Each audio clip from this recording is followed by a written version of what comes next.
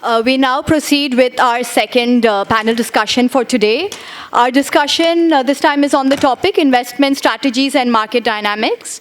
For this, I would like to invite our moderator, Mr. Neil Borate, Deputy Editor, LiveMint, and our esteemed panelists, Mr. Shobit Agarwal, MD and CEO, Anarok Capital, Ms. Divya Goyal, Executive Director and Head of Investments, Risk Monitoring Services Consulting, India CBRE, Mr. Abhinav Mekar, a partner Trilegal, Mr. Shiv Parekh, founder and CEO HBits, and Mr. Raj Shah, co-founder Invest in Prelease, to kindly join us on the days.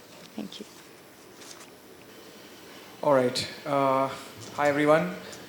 So I know that the AC is quite low, and many of you might be in the mid-zone where you're half asleep. But my consolation is that our panel is less about the legal technicalities that may be difficult to follow, and more about markets, how this is going to play out, how much you're going to actually get. I head the personal finance team in Mint, so that's always the first thing on my mind, ki kitna milega. And I'm going to actually begin the panel with that question, because if you look at regular REITs, right, the fours that are listed, and the CAGR over the past 5 years, it's around 7 to 9%. So if in your head, if you think there's a bucket for debt, and there's a bucket for equity, a bucket for safety, and a bucket for growth, this doesn't fit anywhere, because it's not as safe as debt. It has an NAV which goes up and down, market price which goes up and down, and it's giving you 7 to 9%. And last time I checked, the Nifty is up 27% this year, and CAGR over the past 5 years I think is 16-17%. It's crazy. It's 18. Yeah, it's massive compared to what REITs have given. But my hope with SM REITs, and I think of these as the small caps of real estate, with all that brings to your imagination, because there is a potential for growth here. Because these are small concentrated assets, maybe you will find that office or that hotel or whatever property it is that will go up in some multiples. But hopefully my panel will shed some light because they're familiar with the sector. So if I could start with you, Shobit. You start with Shiv. All right, Shiv. Kitna milega? Let's start with that. He's the one who's filed. So, no, thanks. So in terms of, in terms of returns, what you said is exactly correct, right? You're not going to get the returns that one would get in equity, but they'll be higher than what you get in debt. But compared to equity, you'll at least sleep well at night. I think in the last few days, there have been 5% drawdowns. So you do sleep well at night. I think ultimately in terms of, compared to the regular REITs, you were mentioning some numbers over there. I'd say that there are two major differences. There are multiple differences, but two major differences to the regular REIT. One is, as per the SM REIT regulation, no related party transaction is permitted. So there won't be any asset where the sponsor is putting in their own asset that they've developed. So questions can come up as to, in a regular REIT, what was it the best price that was offered to the investor? In this case, an investment manager, hopefully like ourselves, would be negotiating the best price for the asset that we are picking and choosing to bring onto the SM REIT platform. And the second differentiator is the ability to pick and choose and select your asset that you're interested in, which this whole scheme concept is there. You list a specific asset with a specific tenant between 50 and 500 crore. And that gives that investor the ability to select based on their knowledge of the micro market, of the tenant. In a regular REIT, you'll have 20 assets, 200 different tenants. You're not really able to analyze from your standpoint what the best price to pay for the asset is. And because the ability to pick and choose the asset is there, and number two, the asset is not being is a third-party asset that's brought onto the platform, the potential for alpha or upside in terms of capital appreciation does become higher. Right, Shobit, you want to give us the macro picture now? Happy to do that. First of all, I think, listen, it's a new product. It's been well thought out. it is supposed to sort of organize the markets a little bit more, right? So it will be very sort of early to judge it, saying it will not measure up to equities or debt.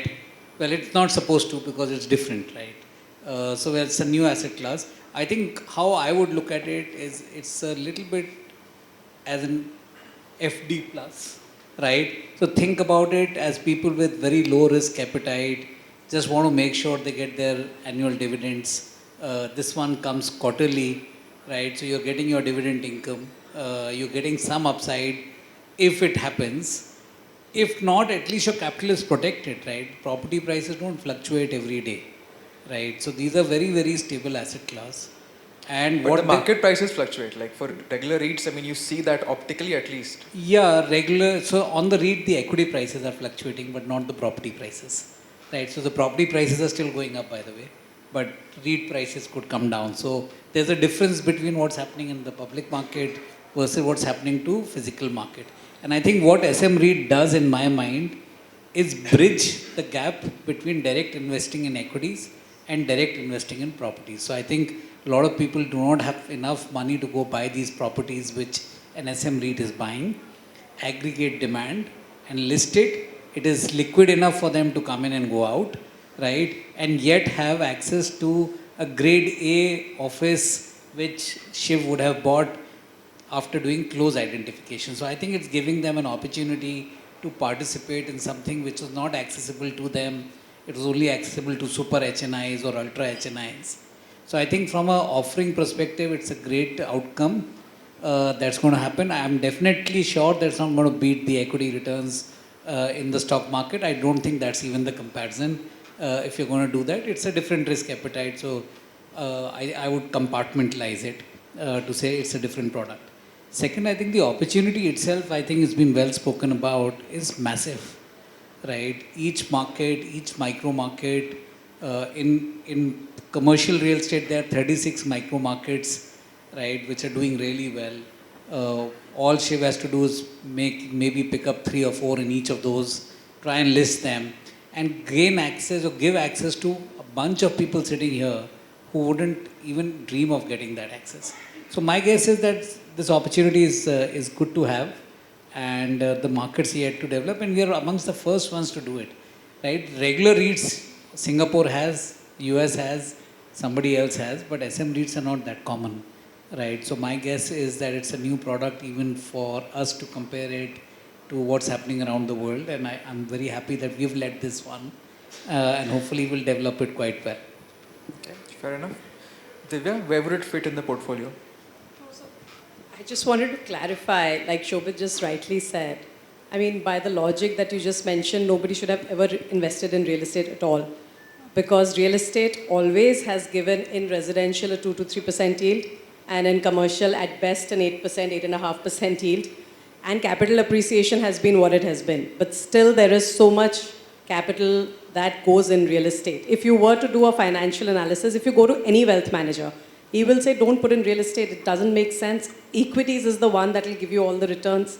So by that logic, there should have been no money flowing in real estate. But I think as Indians, anyways, real estate is very close to all of us. We all want to be, investing in real estate. That's everybody's portfolio has a 20%, 25% share in real estate. And I think REITs and SM REITs gives us a great opportunity to partake in that, without really getting into the headache of managing those assets. And also just to clarify on the REITs, I think a lot of people talk about their underperformance, but a lot of things happened. COVID happened, SEZ regulations changed, which was not favorable for the REITs, of course. The occupancies went down to about 80-85%. They are inching up now. They are about 85-87% in most of the REITs.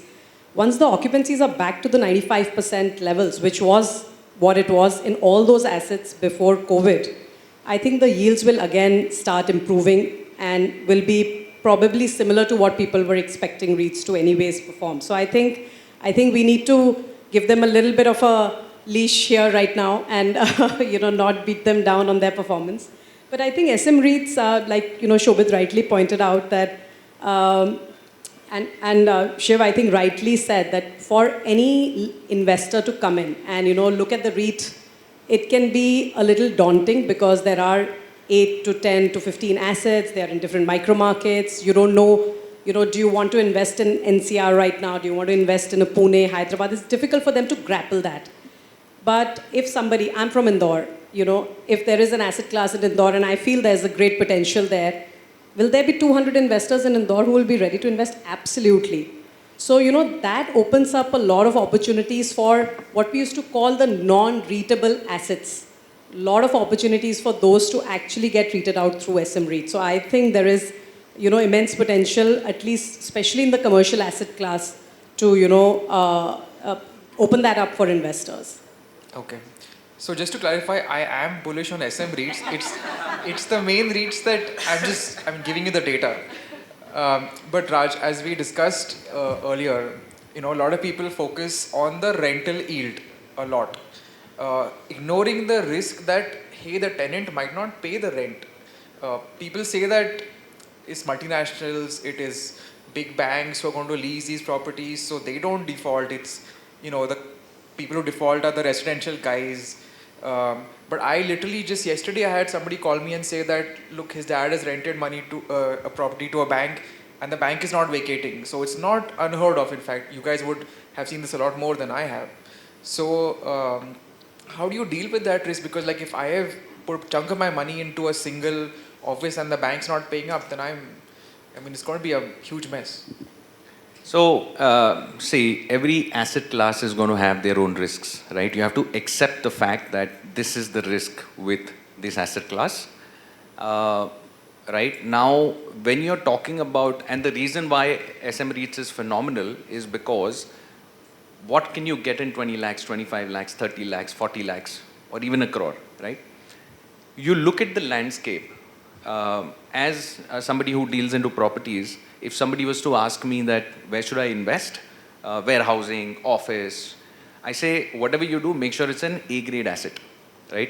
Now A-grade assets always have the least vacancy and the maximum capital appreciation. Just think about it for a moment. All the A-grade assets, take BKC or any... Sorry, but Raj, who decides what is A-grade and like what is the criteria for it?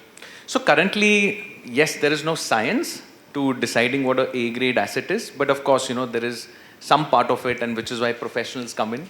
All the stalwarts sitting here will be able to tell you, like there is a parking to square feet ratio, for example, right? These days, compliance is like, for example, you are supposed to have a creche if there are, certain amount of people working in a particular building. Nobody does that, right? On a regular basis, but you will see buildings, all the REIT buildings, for example, they'll be compliant. Right? Now, in fact, they'll go a step forward. They'll even have gyms, wellness, you'll have grocery stores, all of that.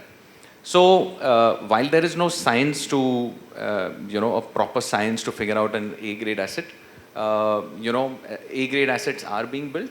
And coming back to the question that for investors in that amount of money, this A-grade assets are just not accessible. So that's number one. Number two, everybody knows what happens in society meetings, right? So when you own an asset, there are hassles that come with it, right? Whether it's residential, commercial, whatever it is, right? So you have a professional manager who's taking care of that. And just quickly look at the steps. If you want to make money from real estate, you have to identify what the asset is. Are you buying it at the right price point? You have to put it on rent. Is the tenant good? Now, if you have 1,000 square feet office, and I'll say with all due respect, because I'm a micro business, but the quality of tenant that you are, getting is a different ball game when you're talking about a MNC, when a Microsoft takes a 50,000 square feet office. So who would you want as a tenant when you're investing, right? Do you want a Microsoft, or do you want somebody who's, occupying a 500 square feet sort of a space, a small consultant? Nothing wrong with it, but again, different ball game. You want longer leases, you want longer duration. You want the company to have a minuscule portion of their income towards the rental rather than having a, significant portion of their income into the rental. So these are all those factors, and which is why...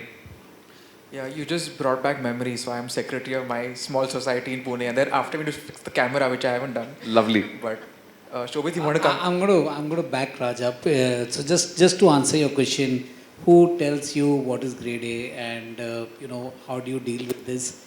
Actually, real estate is not that complicated. It is, you can almost see it and project and predict and sort of predict it yourself. You don't need too much intelligence. There is a science. There's a definition of grade A which I can give out, but you don't need to be that complicated. It's like identifying hotel. When you look at a Holiday Inn and when you look at Taj, you know which is a 5-star and which is a 3-star property. So you don't, I mean, it's visible to naked eye, saying what is grade A and what is not grade A, right? If it's not maintained, you would know that this is not a grade A asset. I don't care about what specs it has. So it's very similar to everyday use of the asset. You can almost feel it that this is a good quality asset and this is a bad quality asset. It's like a restaurant where you see crowd, you know it's going to be running. Food is nice. If you go to a restaurant that's empty, you probably don't have vibes. You don't want to eat there. So it's not very complicated, first of all, right?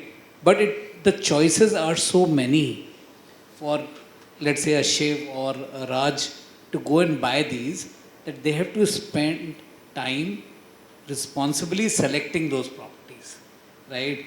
You can get into a mess and you ask saying what happens if a bank doesn't vacate. That's a very unheard type of situation, but I wish you'd asked for the panel before. There were 3 lawyers here. Unfortunately, there are no lawyers on this panel. We have one. We have one lawyer. But banks defaulting is a very, very unheard type of a situation. It could happen. Yes, it could happen. But that can happen on anything. You can die in a Mercedes in a car accident, right? It's the safest car, blah, blah, blah. And it's happened to all of us. We know who we are referring to. Things can happen. So can it happen to real estate. But you don't start judging people because one tenant hasn't paid rent in an odd situation, but it's not an everyday situation. Yeah, and just wanted to add that while tenant selection, to your question, bank not vacating or paying, so tenant selection is one criteria, an extremely important criteria, but it's not the only criteria. The second step would be how strong is your agreement with that bank or with that tenant, the leave and license or lease agreement, and what is the recourse that you can take. And that's where the ability, like Raj said, of a professional manager versus a single investor who it's not his full-time job to look at these contracts, to negotiate with the tenant. And even if you have, the second step is even if you have a strong contract and the contract is defaulted on, then again, your friend might not have the time or the capacity where a professional manager would have the time, capacity and business interest to pursue that and ensure that the rent comes on time and what has been agreed upon is adhered. Obviously, detailing on the contract, Abhinav would know far more than I do. Abhinav, fantastic place for you to come in on. And, a lot of this happens in our families. I mean, my parents are doctors and they spend their entire working life vacating tenants from buildings that my grandfather had built. So a lot of us have seen this personally in our lives. And I don't think corporates are ultimately people, right? I mean, the same issues that dog us individually, I'm sure happen in big companies also. No, that's a great selling point. And this is where I come in that, hire a great lawyer when you're doing these contracts. But what Shiv said is a very critical point, that having a professional manager who knows the importance of having that kind of legal advice, spending that kind of money to make sure that these issues don't come up is absolutely critical. And we advise also on all kinds of assets. So let's forget REITs for a moment. Even if you see InvITs, right? We've seen what kind of issues have come up by government promulgating a new ordinance or a regulation on solar assets, for instance. Your PPA is getting revised, your tariffs getting revised. So these are problems that come in normal course, but that doesn't define per se an asset class. I think it's a wonderful asset class. Real estate has whatever problems it has, but I can tell you that this will formalize the sector in a bigger way rather than taking it back. The problems that you are saying are going to be formalized by the sector and be solved by them rather than, you don't want to get into a grade A asset and be negotiating against a developer who has a more, a seasoned lawyer on the other side. All right, so let's, on that note, come to the second big question on most investors' minds, which is how do you evaluate an SM REIT? People, just going by the rental yield will be simplistic. There are a whole bunch of things, and I think Raj, you want to elaborate on that a bit. Sure. Very simply put, if I have to boil it down, it's A-grade asset, A-grade location, bought at the right price point. This is very simplistic though. No, I mean, nobody's defined A grade, so that's a bit difficult to... Sir just mentioned, you walk into a, I'll have the A grade definition behind next time. But there is a definition to A grade. It is not as if, it is, there's a process of grading these buildings. Most of what Sanjay spoke about in his opening remarks was all about grade A stock. So buildings are identified saying this is A, this is B, this is C. Right. So, you have to look at, let's say, for example, the asset manager also or investment manager, their reputation as a team, that's number one. Also again, asset grade, which you've had a discussion on, the location, right? You also, and then when you're looking at the deal itself, right, what price point you're buying it at? Because I'll give you an example. There was somebody in Hyderabad, because a couple of investors came to us saying that why don't you evaluate this opportunity? And when we studied that opportunity, here's what we found. The market rentals there were about 80 rupees a square feet for that micro market. The developer was giving them 100 rupees, right? So 10% return, investors very happy. And then we obviously dug deeper. Now, 8,000 rupees per square feet, for example, was the price point, developers charging higher. Now, he's inflating the rentals and therefore inflating the cap rate, right? So, isme developer is happy, right? Because he's doing his construction finance, but the investor's money is going to go,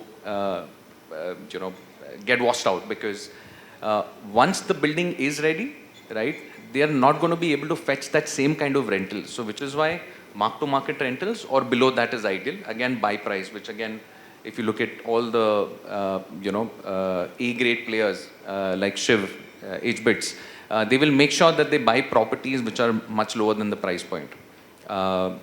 Besides that, of course, you have to look at the tenant so that you don't have the trouble. You want to also make sure you're doing the due diligence with, the right set of lawyers. Right. One thing that might skew the price point is the cash component, right? I mean, let's talk reality. There's cash is a big part of real estate. If you want to come in on that or somebody else on the panel, how do you account for black money basically when you're evaluating the SM REIT? Well, SM REITs, it's a pure, 100% check transaction. There is no scope for... Sure. But I'm saying when the SM REIT buys, what would be a property from some other seller who would have bought from somebody else. I mean, there is in real estate. Sure. Maybe I can answer a legal question. So, what you do in an SM REIT transaction is you would do a title diligence for 30 years, right? And you would put that out in the public, and there's an offer document, and it's a full process. An investor should read the document. I think a lot of these things will come through because the disclosures are just so extensive in a capital markets transaction, and this will be a capital markets transaction. So it's similar to asking if a real estate developer was to go public, how would you account for these things? Is a similar sort of a question. Here there's a title diligence on each asset that you acquire, right? So that sort of formalizes it. So this title as well as commercial diligence. Yeah. So there will be a valuation report done by one of these big boys, which will give you market rents, market comps, so there will be micro market analysis. All of that will be there. So you'll say, look, in this area, these are the last 5 transactions. This is the property price. So they will all that will be done before an offer is made to the public, right? So public will have the right to read it. Yeah, I think figuring out the right price for the asset, it's a triangulation process. There's not just one data point that you use. There are multiple.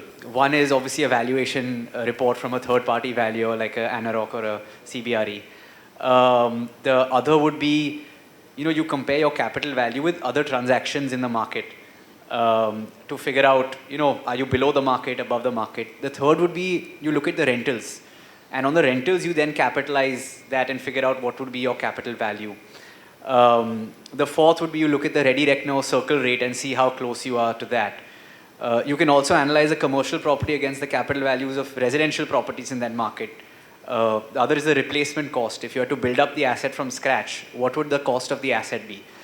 So there are multiple parameters across which you're triangulating and figuring out the right price for the asset. And once you're, at least what we do is we ensure that we are lower across most of these parameters. So we're picking it up at an extremely attractive price for investors. Yeah, fair enough. And I think here SEBI's benchmarking initiative will come in a lot of use. They have done, there are three players who have launched websites for REITs and SM REITs. Also, I want to add that one key thing has to be kept in mind is when you're buying the asset, you're looking at 10 years hence. Eventually, when you're going to exit, which is what all the specialists and the professional will do, they are looking at all the parameters, keeping in mind that 10 years, if I want to exit, what is it that I'm going to get for my investors? And that's very critical. Okay. Now let's talk about where the growth will come from. Shobit, if you want to enlighten us among the different categories, is it co-living? Is it office spaces? Where are we going to get our alpha? Yeah, so happy to answer. First of all, I think we've not even scratched the office market, which is very, very big, right? Somebody in the morning said there's 800 million square feet. Only 15% is with the REIT. So 85% anyways is there. So your market size for SM REIT is actually bigger than the REIT market itself, right? Because you have so many choices that you can make from. Second, if you go world over, you have sale and leaseback opportunities. These are people who own their own premises and sometimes may want to just take it on rent, right? Then there are schools, there are hospitals, there are hotels, anybody who's willing to take his property on rent, right? Traditionally, all our schools were owned and managed. Today, most of the schools that are being built are rented assets, right? In Europe, all hotels are rented. In India, we traditionally had the hotel owning companies building their own hotels. Then they went into management contracts. These management contracts will sometimes evolve into rental contracts. So that certainly you'll have hotels that are giving you yield. You can do that. Hospital is the next big thing, right? Our country is starved of so many hospitals. New hospitals are coming up. Already these arrangements are in place where hospitals are willing to take the premises on rent, right? Co-living, co-working, will come in. Warehousing is a grey sector because it kind of moves towards InvITs rather than SM REITs. We'll see where it sort of lands. But there's so many new sectors that are going to come in. Student housing, big one. What we call as dormitories in India, that globally is a very, very big market because all students pay for those accommodation when they are in college. So it's a constant source of income. It does really well. There are few people who are trying it, but Shiv and Raj can probably answer whether they found something already. But I'm sure this will come up. If you had to pick one. If I had to pick one, I'll probably just stay at the moment with the conventional office. But if I genuinely have to pick the other one, I'll pick hospitals because there's no option for them to vacate anything. You can't leave your patient inside and get out, right? So why not schools? Schools also, but schools generally are more charitable in nature. The rents are much lower, right? Rents are much lower and it still has an option to vacate at one point of time. Hospitals are very sticky. We get calls for people trying to do SM REITs, and it's very interesting sort of range of options of people trying to do old age homes. A lot of school people who own schools has an inquiry, but I don't know whether that'll be. I mean, they are the best to tell you. But these are the kind of inquiries we get. Yes. So school leases have started. They're usually varying between 15 to 25 years. So they are much longer than office REITs. And you're right. It is going to be a stickier asset. But he had said choose one. So I said I'd choose hospitals. But if he gave me two choices, I'll choose schools as well. Divya, do you want to come in on that? And if you could talk also about what value unlocking can happen from, say, PSUs, for example. They own the best lands in city centers. Can that become SM REIT? No, so I think the related party transaction we'll have to figure out the regulatory aspect. But like Shobit rightly said, I mean, one is the office itself. Besides the total office size is 900 million square feet. Out of that, the small scale offices, which is say less than 7-8 lakh square feet, is itself 300 million square feet. This is only in tier 1 cities. So obviously tier 2 is over and above. And then the other owned assets, so all the TCSs and the Wipros and PSUs, they own a lot of prime assets, which could be a sale and lease back, where they could probably sell it to an SM REIT and lease it back from them. that could be a very, very interesting opportunity and an absolutely, you know, an asset class which we have not explored at all in the office segment. And we have, like, you know, as real estate consultants, always approached people like Wipro and TCS and said that, you know, are there opportunities like these? So I think that is a very interesting segment. But I think on hotels, etc., while it might be interesting, but from an investor's point of view, I think it's a little more risky, right? Because it's an everyday occupancy that you're dealing with, everyday rent that you're dealing with. So we'll have to see whether hotels will actually go through this route or not. I'm not sure. And, you know, for hotels, of course, IPOs become much more attractive. The valuations they get over there versus, you know, the kind of yield expectations investors will have in an SM REIT. But besides office, I think from a school perspective, another challenge would be that their rent escalations are not in line with the way office rent escalations happen.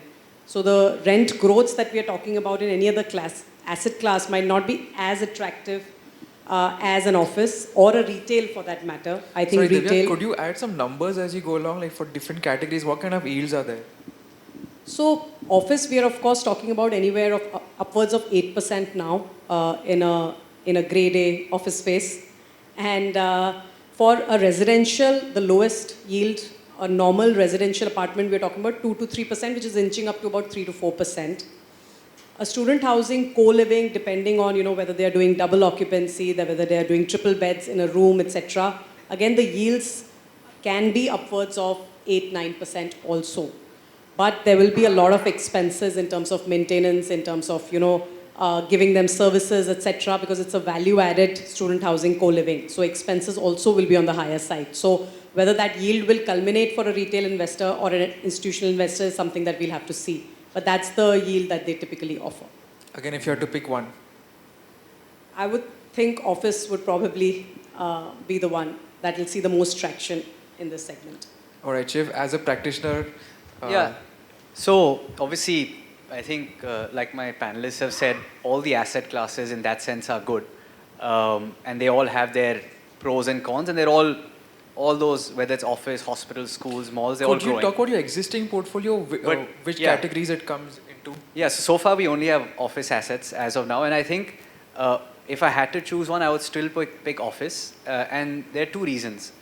One is just in terms of sheer volume, it would be the largest, right, in terms of square feet or in terms of value across the country. And the other parameter, you know, when we select assets, our first priority is to look at security and safety. And we believe that office is the safest compared to the other asset classes. Obviously, you can't generalize. It ultimately depends on the asset. But overall, because if you look at any of these companies, whether it's, say, someone who's leasing an office, or say it's someone who's leasing a hospital, or leasing, you know, retail, leasing a mall, if you look at the expenses, the rental expenses as a percentage of the overall revenue, in office it would be the smallest component. So it's, once someone's decided to stay there, they're not going to, you know, think about it too much. Well, say for instance in a retail, it could be as high as 40-50% of your cost is real estate costs. So that makes a big difference when that tenant is looking at that office premises or that retail space in terms of longevity. So that's why I'd pick an office premises. Does it make a difference if you go to smaller cities? You know, if you go from Mumbai to Pune, I'm from Pune, you get a higher yield. If you go one step further into tier 2, do the yield shoot up? I mean, if I talk in terms of offices, I think the top 6-7 cities have similar yields. Right, Pune is as hot a market as Mumbai, for instance. In fact, a lot of the back office players are more preferring Pune, Bangalore, Hyderabad more so than Mumbai. I think tier 2 cities, though, offices haven't penetrated to that a significant degree. I think they're more so present in these, you know, top 6 cities because talent has migrated to these cities, and that's where the ecosystem and the hub is. And talent would probably move between different companies. But for a new company to decide to set up in a third-tier town, it's a risk because they don't have talent from those locations as yet. Raj, you want to comment on that? You know, there was I think, CBRE report which says there's 300 million square feet of SM REITable property that's almost ready, right? So the supply is there, the demand's also already there with India becoming a GCC hub and our manufacturing push and so on and so forth. So the ecosystem's ready. So for that reason, I'll go with the office. Sure. And anything on the geographical arbitrage? Is there a specific, forget cities, but micro markets that you can look at? See, micro markets, I mean, largely I'll go with what Shiv is saying. The top cities have in and around the same rental yield, but again, you'll have to be careful about what property you're, looking at. Because just because it's Bombay or just because it's Pune or just because it's Bangalore, it doesn't mean it's going to be, a great property to invest in. You have to look at all the other parameters. Shobit, you want to come in on that? Because conventional logic says if you go to outskirts of in residential, common man thinking, where can you get a deal? You go outside the city and you get something cheaper. Go to a tier 2 city, get something cheaper. But that doesn't apply at all here. So you have to look at it in two parts. First, like I said, the opportunity said we are just at the beginning of the lap. So when you are in the beginning of the lap, you probably want to just do low-hanging fruits, which is what everybody on the panel has resounded. Do office in big 7 cities. You don't have to apply yourself. But as it gets more complicated, it gets more competitive, people will come up with new ideas. For example, and some of these you could just simply borrow from West. In the West, there are jail REITs because jails are required everywhere. Right? There is post office REITs. Post offices are still required and relevant. Right? There could be bank branches REIT. Bank branches are required everywhere, even in गाँव आपको चाहिए तो ऐसा कुछ नहीं है that you can't do it. So you can come up with variations, hundreds of these, right? You can just do a small tier REIT. I mean, small market REIT. I don't really care. You can do. I mean, when retail started, without naming them, their first purchases were Bhubaneswar, Chandigarh, Ahmedabad, Pune. In fact, the only big mall in that REIT is Select City, right? It is a reflective of gathering of tier 2 markets. You mean right? Nexus? Nexus, yes. Please look at their portfolio. It's actually a tier 2 market. Their only big mall is Select City Mall, right, which came towards the end, right? So a tier 2 can also work, but the opportunity is still so nascent that why go and do all of this, right? You have, it's opportunity staring on your face, right? Do big cities, offices, as he's saying, good tenants, these could be Fortune 500 companies. So there's lots to do right now. So I think exploring alternatives is too early. But if everyone's agreeing that it has to be grade A offices in the big cities, then where does the alpha come from? Because then you're getting 8% yield and 2% capital appreciation and the stock market is beating that. Alpha will come from repricing of the deal. So if you were investing in BKC, just simply BKC, right? You don't even have to go elsewhere. In BKC, the rents were $300 in 2021. If you had put your money, REITs were applicable. Today they are at 500 rupees. So you don't have to necessarily go find alpha in deserts. It's there right in front of us. If you time it correct, and I'm giving you another example. We sold this asset. It's in the REIT. We sold Express Towers to these guys in sort of 6 years ago. Everybody was saying Nariman Point is dead, there is nothing, all tenants are leaving, going to Lower Parel and BKC. Look at the way it's come back. It takes you 15 minutes from BKC to get to Nariman Point. The asset price has doubled, rents have gone up, right? It's doing fantastic. So it's just about how you play the market. It's not Sorry, that you this is housed in the REIT that you sold. It's housed in the REIT, but it was earlier a private REIT that went to REIT, right? So I'm saying, look, you can find the alpha. To find alpha, you don't have to go searching deep down. Right now, the alpha is available in good markets and smart investing. Raj mentioned there could be a REIT, there could be an asset which was locked in many months ago at a low rent, and you buy it at 8 cap, and then hopefully the tenant goes and you'll be able to market, right? So there are ways to play that completely. Anybody else wants to add? All right. No, I think I'd like to open it up to public questions now. We have just 6 minutes left. So any questions about market dynamics, returns that you can get? Yes. Can we pass the mic? Don't give him the mic.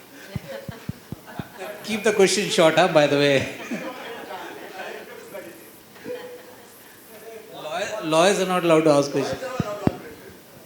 I disclaim myself as a lawyer. But genuinely, I want to ask this. Can you please tell me, because I think this 9-12% IRRs, I think investors, because it's risk-free and also trading at the values they are, becoming disinterested. Tell me, this, if you were to, somebody came to me saying that they want to do this 500 square feet shops, you know, put them into a REIT, etc. How much do you think will somebody make an IRR on that? Let's say you had to put up like chemist shops in top tier Bombay city. You know, like where is the maximum IRRs if somebody had to, because now you have freedom of choosing which asset, right? So, if you really want to make money on this sort of strategy, you should have the guts to buy it without the rent and then go lease it, right? So because then you will find the alpha. Because you know this is a great residential colony. There will be a Apollo pharmacy that is required, right? You wait for, you buy it and go to Apollo and say, I have a great shop, will you take it from me?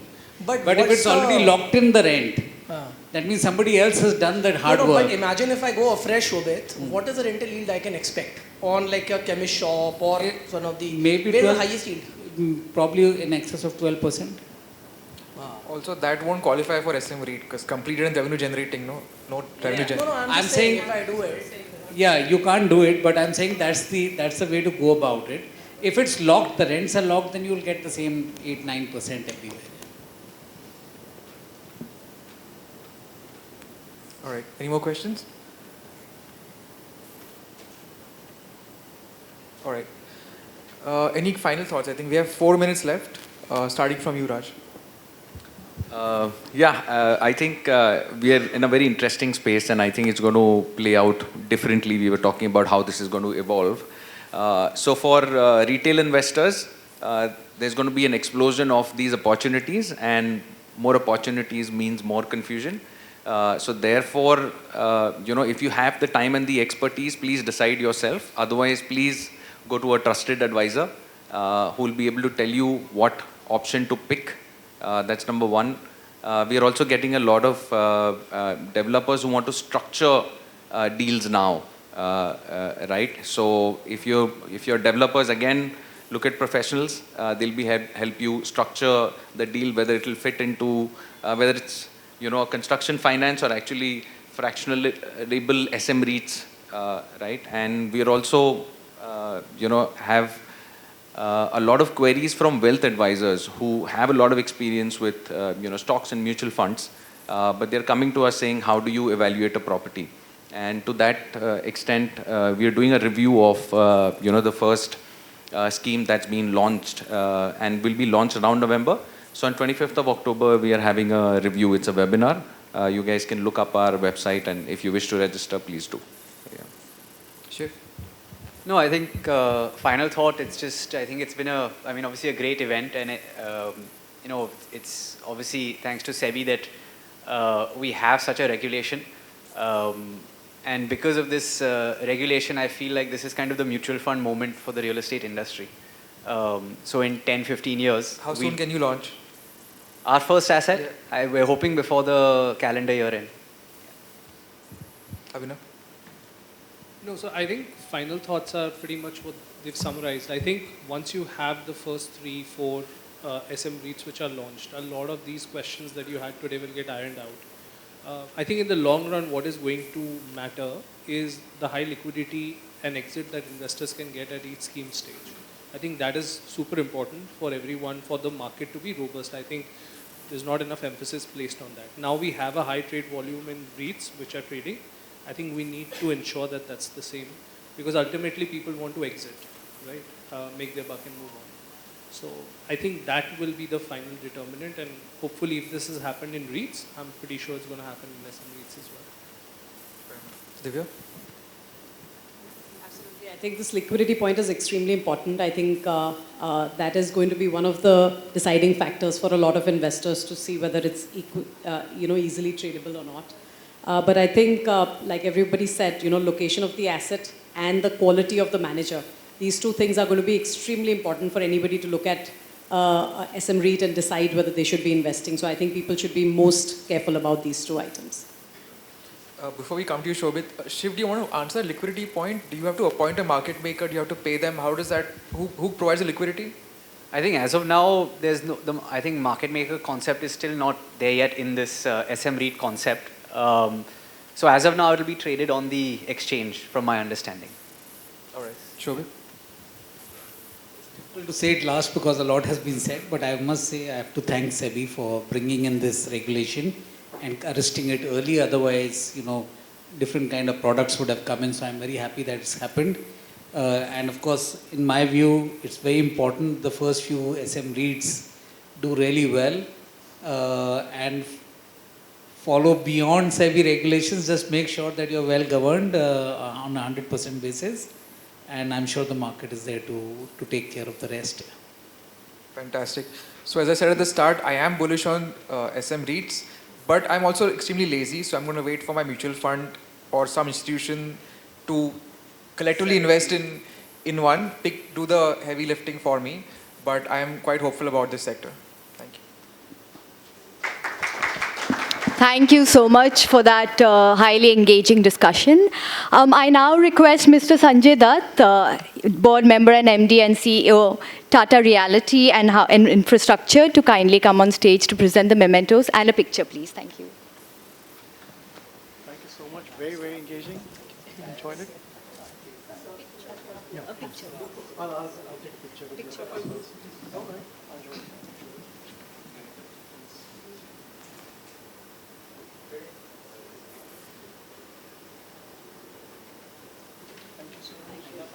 Thanks.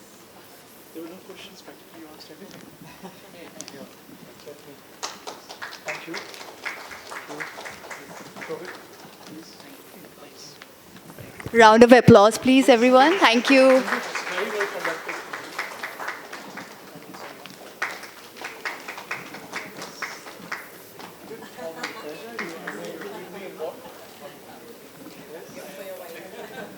Spoken towards the end as well. Really appreciate it. Thank you. Yeah, thanks. Over to you.